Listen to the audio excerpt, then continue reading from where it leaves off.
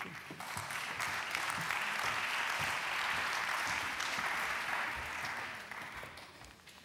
Oh, danke schön.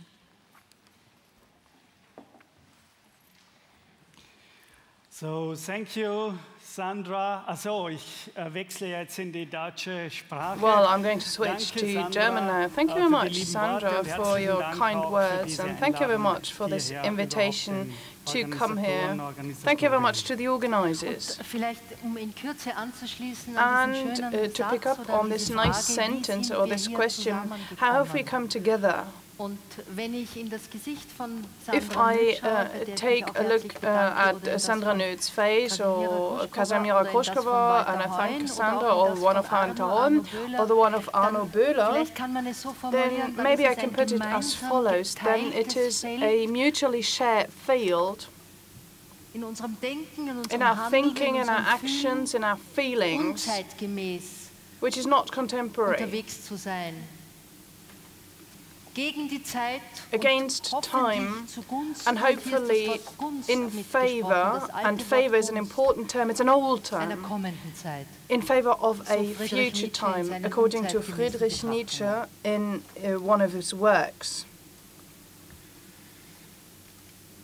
Wenn wir von When we Körpern talk sprechen, about bodies, wenn wir das and Verhältnis when we von think Körper about the und relationship Ethik between denken, body and ethics, dann sprechen wir then von we talk etwas, about das uns something immer schon that im we have always Plural encountered in a begegnet. plural. Ein Körper A body ist kein is no body, Körper. Da Körper immer because schon in body Relation zu all- anderen Körpern stehen, always stay in relation or are in relation to other bodies. They interagieren interact with one miteinander, another. stehen So in this is an Wechselwirkung interplay zueinander. between them. Der andere, The other, die andere, the others. die anderen. Die Bühne The stage braucht ein Gegenüber, needs a counterpart, ein Gesicht, a ein face, Vis-à-vis, einen a Körper, vis-à-vis, a body vis-à-vis. Sie braucht Körper, It needs bodies, Gesichter, faces, Singular, singular, Plural. plural. Sie braucht den It anderen, needs die the other, anderen. the others. Ohne die Gegenwart anderer Without the presence gibt of es others, keine there is no performative Kunst. performative art. Die Schaubühne The verlangt nach einer theatre gemeinsamen requires Kunst, mutual art, die sich aus der lebendigen which Anwesenheit mit anderen comes into ergibt. being thanks Und to so the ist sie living eine presence Kunst of im the other. Augenblick, So it is im an art Augenblick in the moment, und eine Kunst in a des, point of view, wie ich schon gesagt habe, an art of Augenblicks. the point of view, of the viewpoint. Wenn wir sagen, If we say, ich I verdaue digest meine Nahrung, my während food ich whilst schlafe. I am Wen sleeping, meinen wir mit diesem Ich? who do we refer to with this Bin I? ich da nicht ganz Am I Körper not beim fully a Verdauen, body kein during toter digestion, Körper, no dead body, sondern but ein an passiv acting handelndes Ich, das in mir fungiert, wie die ego Phänomenologinnen which works sagen into würden. myself, as Mein phenomenologists Körper would ohne say, mich my body und without doch me, mein Körper, and meine still my Verdauung, body, mein my digestion, präsubjektives Leben, my das ich pre-subjective unterschwellig life, vollziehe in mir, which takes part unwillkürlich, subliminally ohne inside myself, aktiv without bewusste Beteiligung von mir active selbst involvement of und doch myself, nicht einfach and yet mechanisch. not just mechanically, Ich bin ja dabei because I am bei there meiner Verdauung. during my digestion. Or am I not? Gilles Deleuze spricht in diesem Zusammenhang Gilles von einem Deleuze präsubjektiven Leben mentions der a Körper, pre-subjective das life im of bodies Souterrains unserer Körper which takes stattfindet. place in the Dort, basements of wo our ich bodies, im there Modus eines where Es I tätig bin, wo Es act like an id, where apersonal id tätiges Leben sich is äußert. expressed as an unpersonal life, which goes through the entire nature and which has singular traits. The smile of a baby is both, simultaneously, like an instinct, but also singular. This is a somnambulistic life of bodies in ourselves. We know little about it. Here we come to a first limit, which is the limit of our awareness, because we are being lived every single day, every single night, by what we usually call instinctive actions. And this seems to run counter self-aware thinking. But what about Nietzsche and Freud? Are they not right if they differentiate between thinking, active ego, and thoughtless, machine-like bodies? They questioned it. What about the anorganic life of bodies? Is it really just a thoughtless, stupid, mechanic, causal relationship of dead, machine-like bodies? And what about the thinking ego? Is it really the place and the only place of spontaneous actions done by a subject, by a player, by an acting player? There is this id which I am talking about. It exists here and now. I'm going to talk to it. Here and now, I will be affected subliminally. I affect it in my speech, not only by the meaning of words that I speak to you, but also at a sensory level, as if there were a secret chemistry between yourself and my body here, in which we mutually, secretly scan one another and take a whiff of one another secretly. Mus actually means nose in Greek. Long before we consciously become aware of this underground relationship from body to body. It is another one, says Hombo, because upstream of the ego there is an id, a suffering life which I am haunted by, and I can't really cause it willfully or could control it by my will. Regarding the control and disciplination mania of the subject, this id seems to be a delirium, literally, thus, as an unraveled self-awareness which has lost control over itself. I do not say, to put it quite clearly, I do not say that this id is God-given, that it is natural or authentic. I only say that is given to us. That is, it is handed down as a cultural and natural heritage, as Foucault says, as a historical a priori, which we have to be at our own body. This works as an incarnate dispositive of history, which repeats itself in ourselves, so as to be new, so as to be rewritten differently, to write new, to write afresh, to write something else, the heritage of a life. This, I dare say, is the creative lust of bodies. It's appetitus, as you say in Latin. Bodies do not want to conserve and preserve themselves. No, they want to become differently themselves. The difference of a body to itself, in relation to itself, constitutes the nature, the essence of a body. It's physis, as you say in the old Greek language. The difference of a body in relationship to itself is inherent in the body and not only in the awareness of itself. It's about themselves, about the reflections about the bodies. Subject thinking vis-à-vis stage experience. The theoretical subject, if you want to call it like this, is no autonomous subject. This is the confusing, unpleasant experience on stage. which makes visible a crack, a limit, a border, painfully, but also liberating. This is also liberating. In the practice of each format of performative art, this becomes clear, especially in dance or in theatre, in a non-discursive way. The actor works amidst his or her own material embodiment, through which he or she can't be deceived. They can't pass over it, they can't skip over it. The actor is apparently exposed to his or her own body, which co-acts in everything what he/she does. It is involved. It co-talks in everything and about everything. And thus, the instrumental reason, you could say, the instrumental reason loses something in the middle of the medial character of dancing, playing and acting. It loses the supremacy of its authority.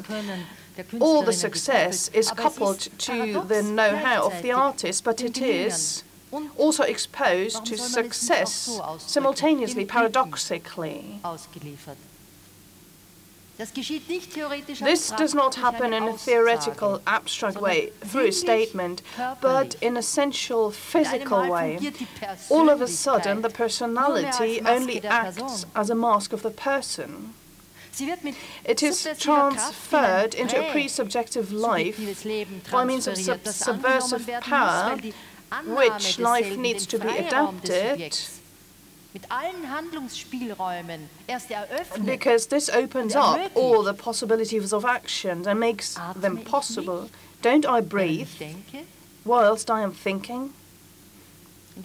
In this vulnerable, fragile and hurt zone, instability of human existence breaks through, which we usually look past in everyday life. It is confronted with the undecidability between action and non-action, and makes us understand bluntly the conflict between power and powerlessness. This paradox, simultaneous relation of active and passive, which is the basis of the artist's poetic action, destroys the delusion to be the only autonomous subject of one's own actions. And given this experience, the actor needs to surrender. And I'm not only talking about the theatrical actor on stage. He, she will become someone walking along borders, like a tightrope walker against their own will. Why can the cogito, the so-called thinking ego, which I think, not simply suspend the life-sustaining instincts? Why can't we not simply think? Sorry, why can't we not only not think for 5 minutes, not breathe or digest for 5 minutes? Why can't we not think for 5 minutes? Why do we indeed come to the limit of our thinking here? If we think bodies, if we think the relationship between ethics and bodies, shouldn't we above all then also think about our relationship with the life-sustaining functions of bodies? An ethics of body needs to refer to the possibility of its physical self-sustaining, its narration, its air which it breathes, etc. It's about the possibilities of self-sustaining itself. It's about bodies that need food, air and water, and also a social room for breathing. Breath means psyche in Greek. Peripsyche, or de anima in Latin. This is a work by Aristotle, and he defines the psyche as a life principle of a body in this work. psyche, Das ist für diesen this, großartigen antiken Philosophen kein christliches Inneres. no Christian inner for this great philosopher, inside my body. It is not a subject which is an actor and is added to the body as kind of a spirit inside the machine. Psyche, according to Aristotle, is the name for the expansion of a body going beyond its physical limits. To understand this literally, the animation of a body consists in something that is used by Aristotle in the becoming ecstatic of a body. Ecstasis, literally translated, means to go beyond oneself. What I do permanently, what you do permanently, by being opened towards the others. Going beyond oneself while standing, regarding bodies, regarding the world that is around us, the periphery. Peripsyche is the idea about the surroundings of a body, because in living, animated, living bodies become porous at their body's surface for the environment which is surrounding them. This is the becoming skin of bodies, bodies becoming skin. This is the opening up of a body at its body's surface. This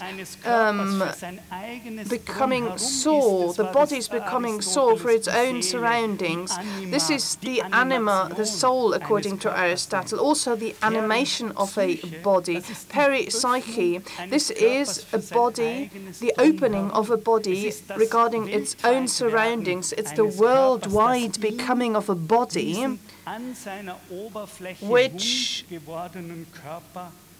is surrounded by this sore body peripherally at the body's surface. Psyche, literally breath. And I do want to point out this meaning of the word once again. Psyche, this means co-being sensorically together with others.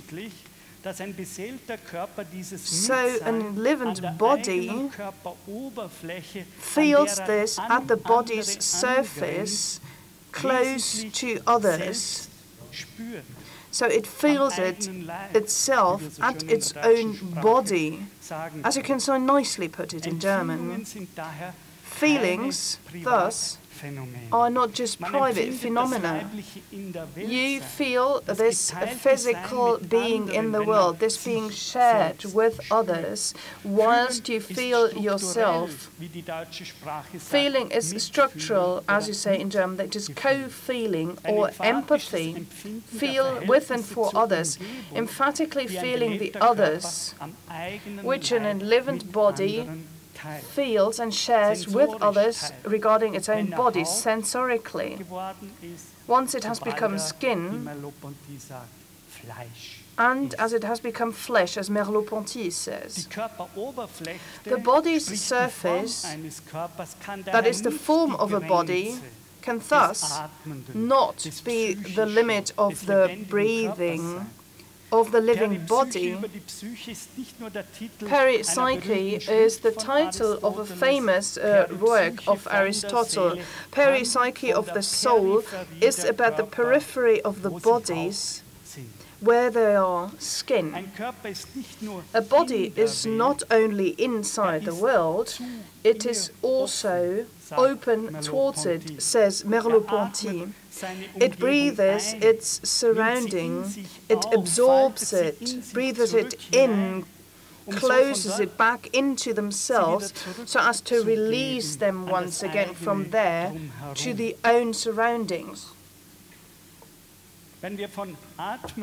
When we talk about breathing bodies, we also speak about porous bodies, of bodies which have become skin to the extent that they can feel the surroundings around them at their own body. They can perceive them and interpret them. Psyche ist ausgedehnt, weiß nichts davon, schreibt Nancy in seinem Text. Nancy writes about this in his text called Corpus, and says that this is a quote by Sigmund Freud, one of his last notes prior to his death. If it is about the relationship of ethics and body, what body do we refer to then? Do we refer to the Euclidic bodies, bodies with a certain spatial dimension which ends at the outer surface of a body? Do we talk about the three-dimensional volume, for instance, of my body, which ends at the surface of my body? But this is the Euclidic model, according to which only dead bodies can be perceived, bodies that no longer breathe, which are not skin, bodies which do not own a psyche, by means of which they are ecstatically in relationship to the world that they're surrounded by, porously and permeable, and thus soar.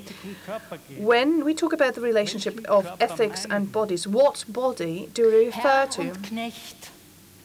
Master and slave. A polemic remark. Regarding theoretical experts, this is different. They can spare the passion of the theatre artists. Their performances are mostly conceptual and not of a sensual essence. They reflect the historical self-interpretation of human beings from a distance. They remain abstract. With regard to the body and the effects, whilst the actors on stage are sensual and physical and are exposed to the obstinacy of the body essentially and experience themselves like this, theorists divide this from themselves so as to get hold of it. So if they question the term of physis, they hold their own body and their own affects at bay. They thus objectify the body by looking at it from the outside. This is the vote of academic probity. But that like this you pass over the own materiality, your own desires. This is mostly neglected. It is forgotten, it is repressed. And against the backdrop of reflective distance and its protections, theorists can forget it. They just think formally. They think formally about the physics of their own subjectivity. This is demanded by the academic attitude of objectivity. Otherwise, they are not considered as credible. That's just the end of the little polemic remark. In Beyond Good and Evil, his prelude, and this is the subtitle, his prelude of a philosophy of a future, Nietzsche writes, a quote, "After having kept a sharp eye long enough on the philosophers, I say to myself, the greatest part of conscious thinking must still be reckoned as instinctive activity, even in the case of philosophical thinking, because awareness is exactly not the opposite of the instincts.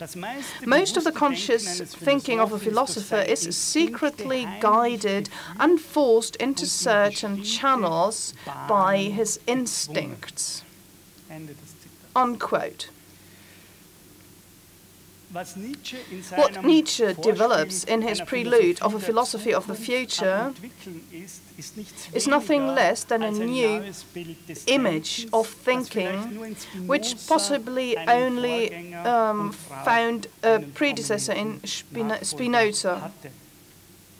And Habsburger as well. All the three, whilst working as philosophers, devised a new image of thinking, which is a new model. It's not only thinking, it's a new model of physicalness, a new concept of corporality.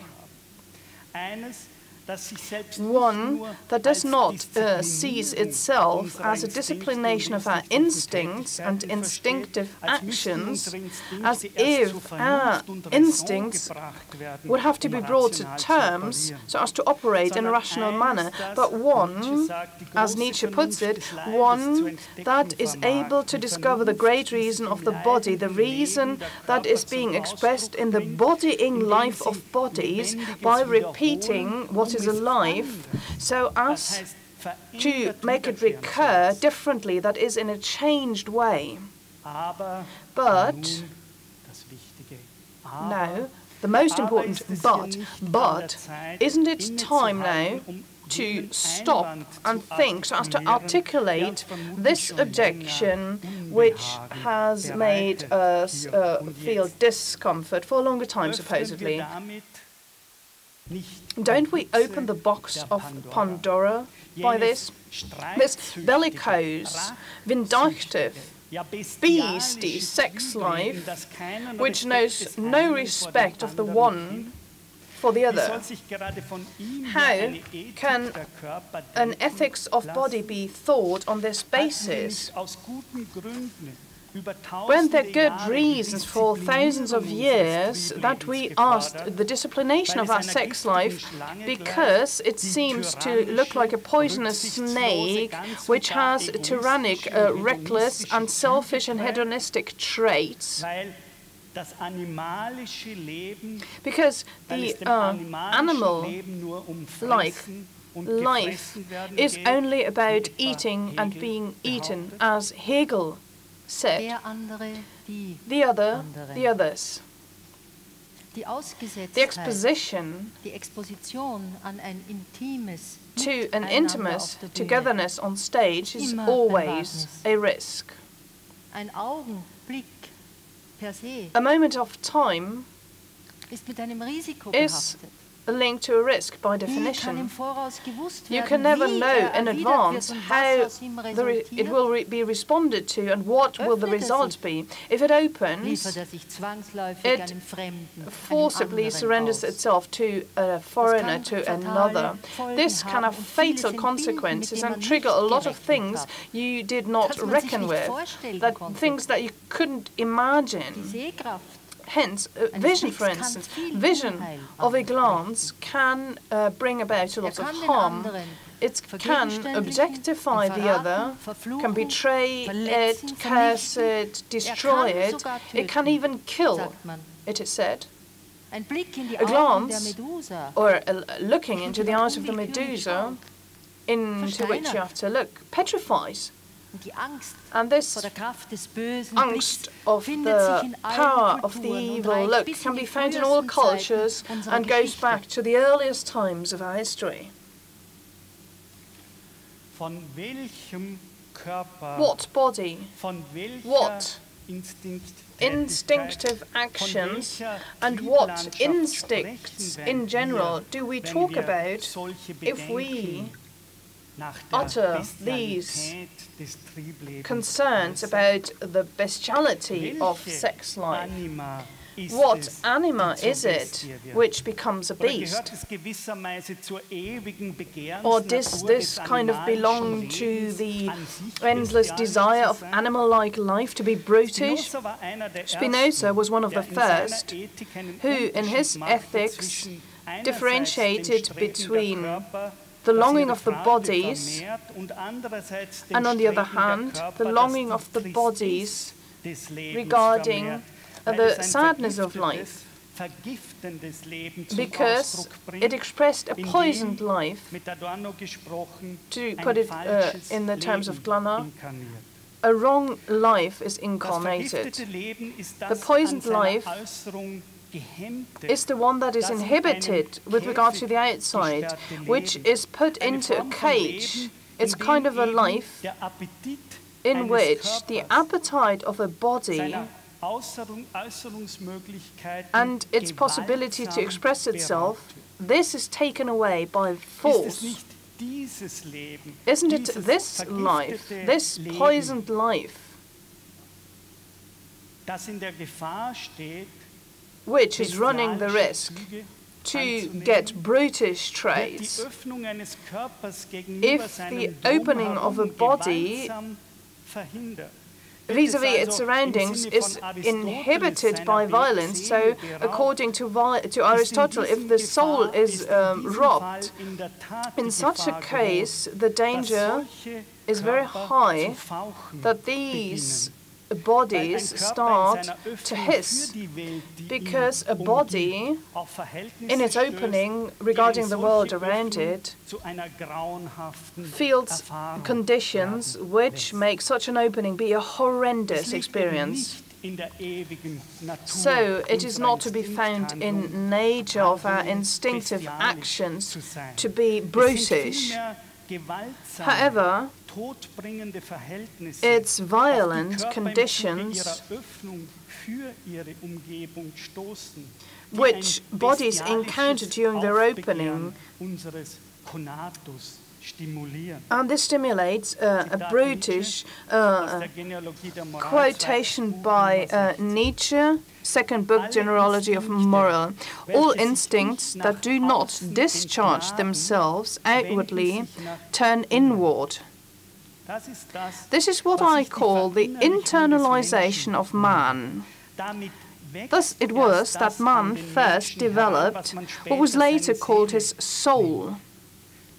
The entire inner world, originally thin, as if inserted between two skins, expanded and extended itself, acquired depth, width and height to the extent that the discharge of human instinct out into the world was obstructed. Unquote. The human being is this animal getting sore because it is pushing against the bars of its cage. This animal is prevented from expressing its desires given the superiority of the outer circumstances. This human being or animal is forced to turn inwards so as to turn the outer war into a war against its own desire.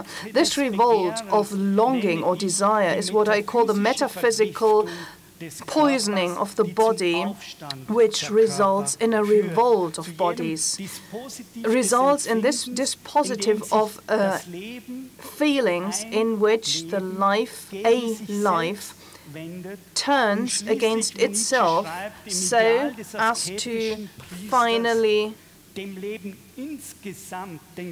declare war to life altogether, as Nietzsche said, on behalf of another, second, better life, which is imagined so as to flee from this life of a tortured and traumatized body, away from here, away from this life, towards another life. This is the short formula of all refugee issues.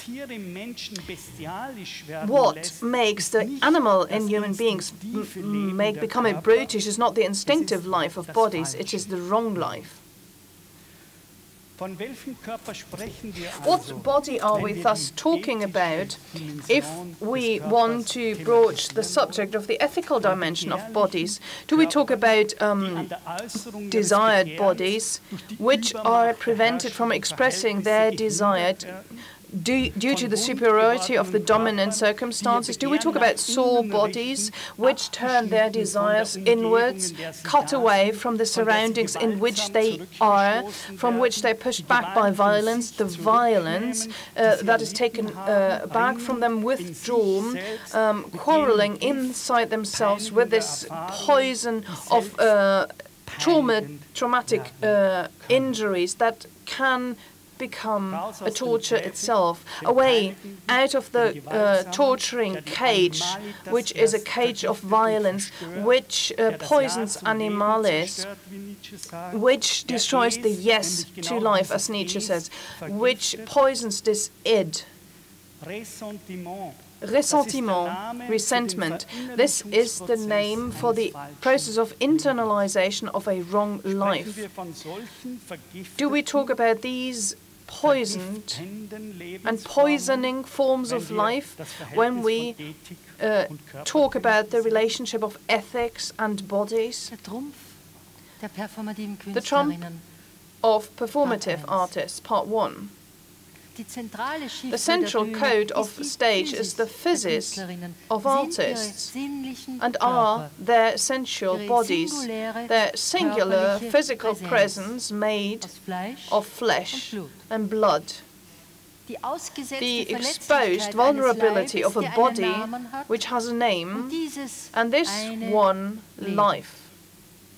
The stage focuses on the physical presence of dancers and actors, and thus the obstinacy of the own body and the vulnerability of flesh. On stage, the body can not repress its exposed nakedness, nor can it be tabooed. Its exposedness with regard to itself and the world and others becomes visible in one way or another.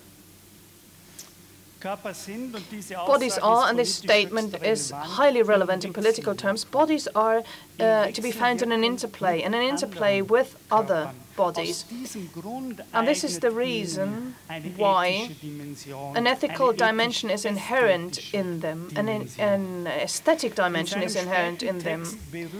In his late text, Derrida says that an ethical dimension is found in bodies because in the word contact, the word tact is included. That is the way of contacting other bodies. And this is included there. Bodies can interact with one another in a more or less tactful way. They always interact with one another. You cannot not act onto other bodies. You're not free to be in contact with other bodies or not. As long as you are there, you form a structure together with them, but the way of the contact makes the difference. If I talk about ethics of bodies, I do not talk about isolated bodies, of things, of rigid, locally identifiable individual things which end at the end of their body surface. If I talk about the ethics of bodies, then I speak about bodies in contact. I also talk about exposed bodies in an ecstatic interplay with other bodies, of bodies, as Nietzsche put it, which are inserted between two skins. If I talk about the ethics of body, I talk about body structures, about the structure which comes into being between ourselves.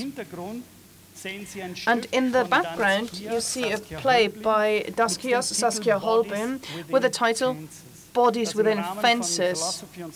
This was staged in the Tanzkongress Vienna in November 2015 within the context Philosophy on Stage. We can see closely juxtaposed hoardings. The dancers climb atop of them so as to move through the wobbling structure of the fences. They climb, they fall, they wind, and they defy the structure again and again. This is a structure of human and steel-like bodies which belong together to the extent that they form mobile parts of a world structure which provides an inhospitable life space for the life of those hanging inside, and this makes a right life in the wrong one not possible. The trump of performative art is part 2. On stage, each artist rights will fall during the moment of a performance. Playing without safety net is what you call this in theatre. Now you can just smile. Please, what actor, what actress risks his or her life? Such events take place in other arenas. Bloody, gruesome, cruel, and indeed lethal. Of course.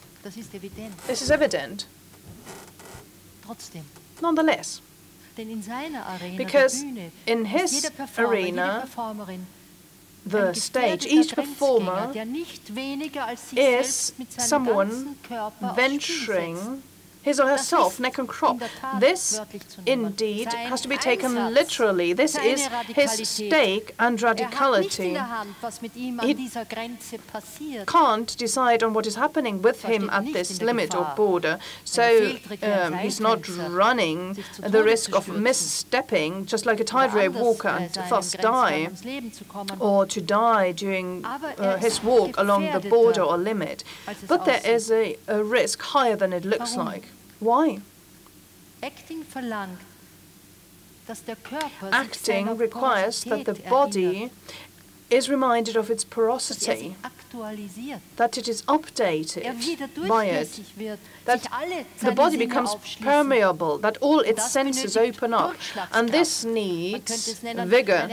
You could call it kind of going through the skin. This is the blockhead, the guardrail, the protective shield of conventions that need to be destroyed. Incorporate resentments need to be opened up. Eyes and ears must be opened up so as to fully listen and see clearly. Breath and language must flow without any obstacles, just like movements, etc., etc. To realize this in praxis is problematic, it is surprising. It is more denuding than it's in its theoretical reflection. The European history favoured the interpretation of the subject and the analytic of thinking and neglected the ecstatics of the bodies of the physicists. And this is exactly what becomes visible on each stage and in each public stage. Everybody who goes on stage sees this, and they see the language of the body. Regarding the theatre artists, we see this by way of an example, because the actor cannot blank out his body, nor can he or she absolutely dominate it. It is sensitively exposed to its instability and fragility by way of definition. Living bodies thus require not only themselves, when they require their existence, when demanding their presence, they require their individual form of co-being with others in a mutually shared field. Where, though, is the limit of a body in an interplay, in an interaction with yourself, with us, with all the human and non-human bodies with which it forms a world structure?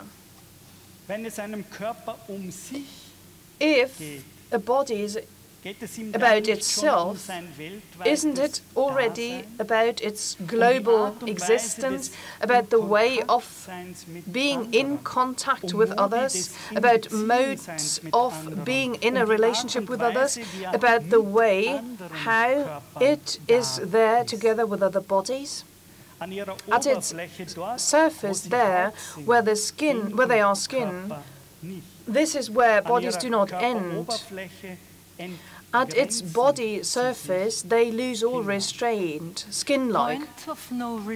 Point of no return.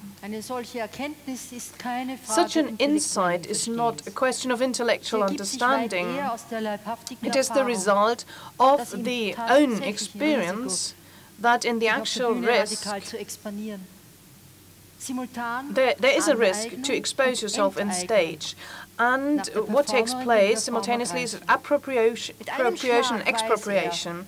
With in one moment, the performer knows that he or she is disclosed to the coexistence, to this against one another, to this for one another throughout their lives. This difference or this wound, which is opened up in the own existence, this frailty, well, you could call it this frailty or this unpredictable.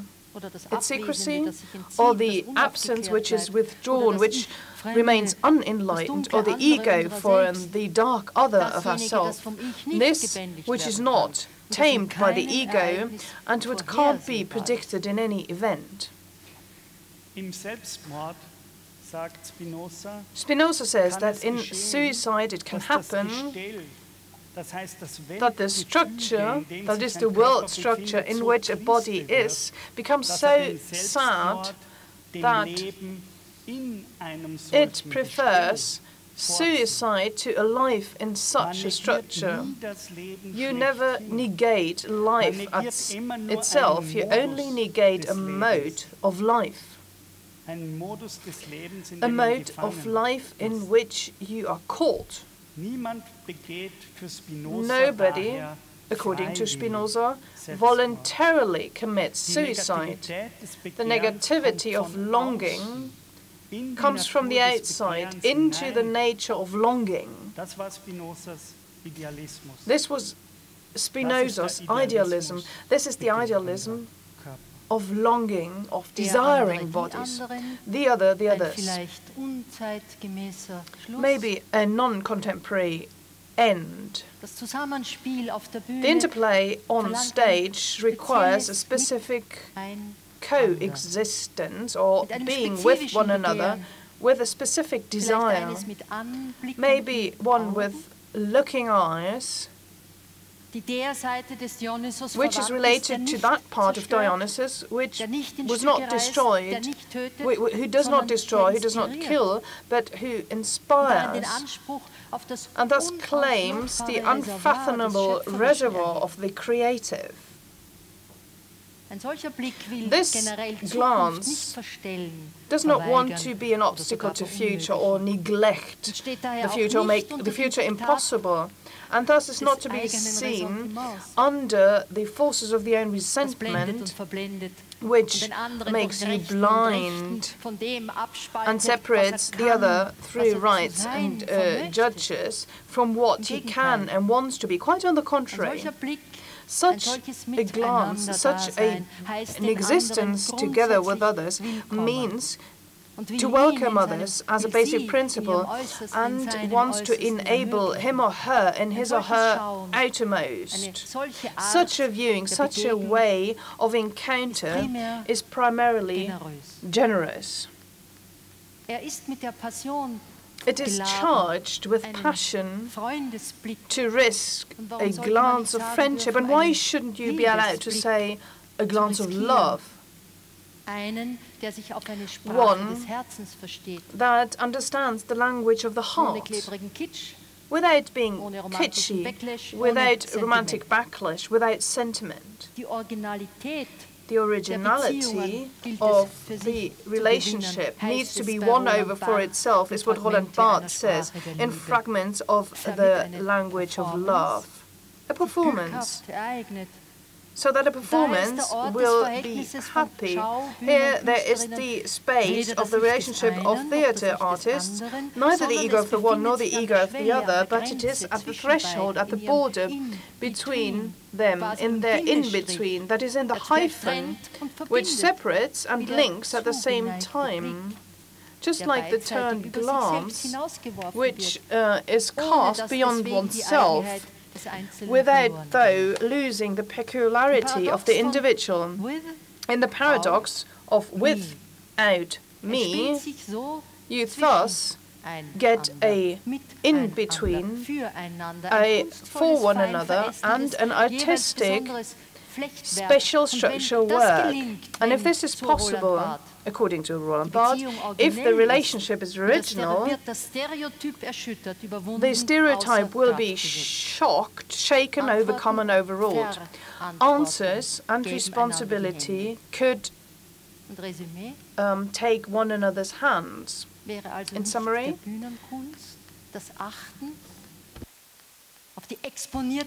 this is about the exposed vulnerability of the other as a respect of the countenance of the other, Levinas. Wouldn't ethics and aesthetics be a penetration of their own existence? Would this be a togetherness with the others? Wouldn't be directly adjacent then? Thank you.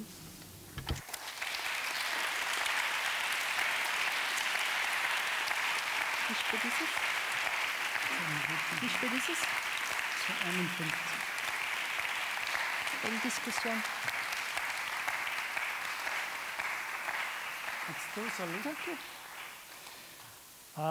Wir wollten nicht die ganze Stunde nützen, die uns freizügig We didn't want to use the whole hour, because we wanted to have a little bit of time to be able to take some questions or remarks. So if you want to, I think we've got 10 minutes or 15 minutes, 10 minutes. 10 Minuten. 10 minutes. Wenn wir wahr machen möchten und hier uns gemeinsam dann noch in einen Diskurs, in so we can enter a mutual discourse, going through it, as you can actually put it. Wir können uns auch gemeinsam strecken, weil wir so We can also stretch together because we've been seated for so long, we've heard so many things. This is also something that you can do together. Is there anybody who's got a question or anything that you recognized, anything that was new?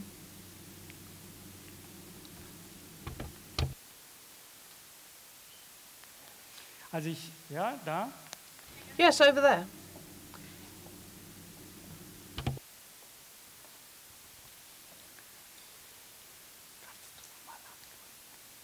Hallo. Hello. Ich wollte eigentlich nur eine Nachfrage zu dem Video. Just a question about the video or the project that you've got in the background. Wie lange die Performance lief? How long was the performance? Because you showed one point, a special effect regarding the perseverance of this action. It's a banal question, but maybe you could put this into a context. I can give you a very precise answer because I edited the film just recently. It's 20 minutes. The length is 20 minutes. This, however, was a format that was given to us. This performance was also shown when it was much longer. It's not that it's not possible to have it longer. No, we had the 20-minute framework that they had so as to show this. So it's almost exactly 20 minutes. But the original was much longer. I think you've got a question. The interpreter apologizes, but the remark is off microphone.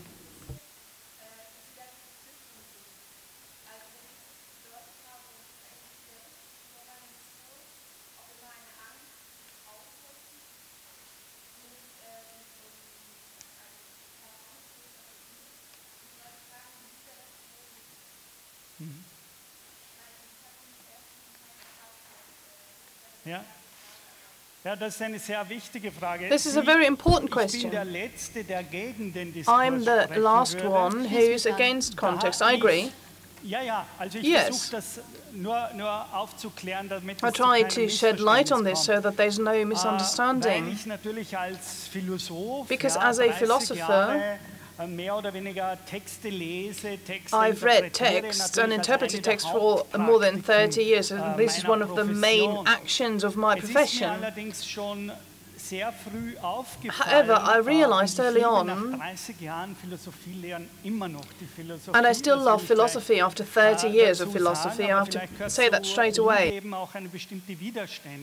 But maybe a certain resistance is also important here.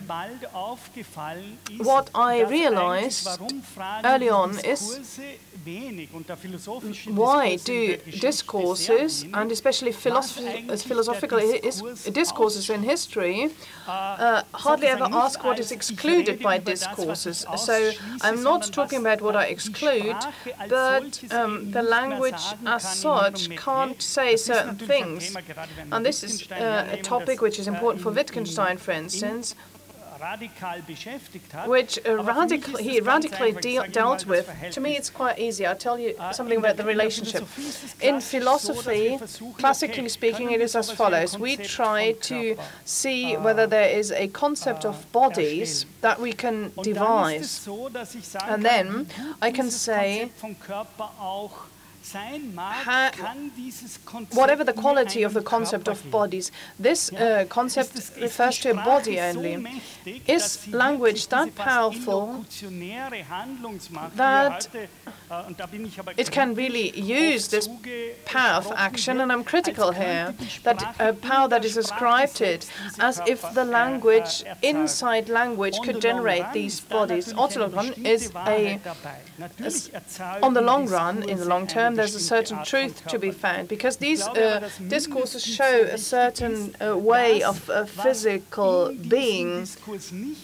But what is not found in the discourse is a resistance defying this discursiveness, and this is the capacity of language itself. Language can't give it to bodies. I put it in extreme terms now. There are cultures, especially Indian cultures, where I know quite a lot about, and it is said again and again, a body be, and there are certain people who say that by this linguistic act they can materialize the body. Or we know the theological discourses, the Bible for instance, it is said, be their light. Now the discourse generates a certain physicality, but I think that there is a crack, and in the conventional sense of the term, language can't do it. By simply talking about the body, it can't produce the body that it refers to. And if not, then we are in a very theological discourse, because the ones who always confirmed this were the theological languages, that we don't need to go outside of the language, but that the language can generate the object inherently. So I'm very much in favor that up to certain limits language forms the body, but I disagree to say that these theological statements are right, as if the language could generate the object. And one more sentence as a philosopher, this is exactly the argument which Kant had against Leibniz. He said, intellectualism, this is intellectualism, because a body must be given through sensual perception of space and time. And this is the limit of reason according to Kant, because the term can't do this. And this is quite exciting, how this resistance of bodies against the discourse and the discourse against the bodies, how you think about this. Maybe in brief, because I primarily I'm not a philosopher, but someone who works in theatre and as a dancer. Art, dance is open for discourse. So I'm changing a track, kind of. I'm talking about a different level because, well, let us put it like this. In the classical interpretations of theatres, this is exactly lacking in my point of view, which is a discursive interpretation, and I am convinced that everything is a matter of doses, that things need one another. And as Arno has just said, there is one perspective that we highlighted now. I don't know whether this was an answer or maybe an added answer. We've got 2 minutes or 1 minute time. One question is possible if you want to, but we don't have to. Yes. Zwang her. Yes, there's a force. Ich mache We're gerade mit einer forced to. Studentin Together with a Hellenic, student, Prinzessinnen-Drama, Hellenic, da gibt's das, we do something. Schneewittchen, und die sagt am Schluss, And, sieh weg, Zwerg her. It is Also, about ja. Snow Das fiel mir White, jetzt and she says, look away, Weil die dwarf. ist auf der This has Suche nach just den come Zwergen, to my deswegen, weil mind. jetzt gehe ich schon eine Ewigkeit durch Because die Wälder. she's Was finde ich looking nicht? for the dwarfs, and she's Zwerge. walking through the forest, and Snow White can't weg, find the Zwerg her. dwarfs. Hier What weg. do I not find the Publikum, dwarfs? Pause. Go away. Audience. Okay, break.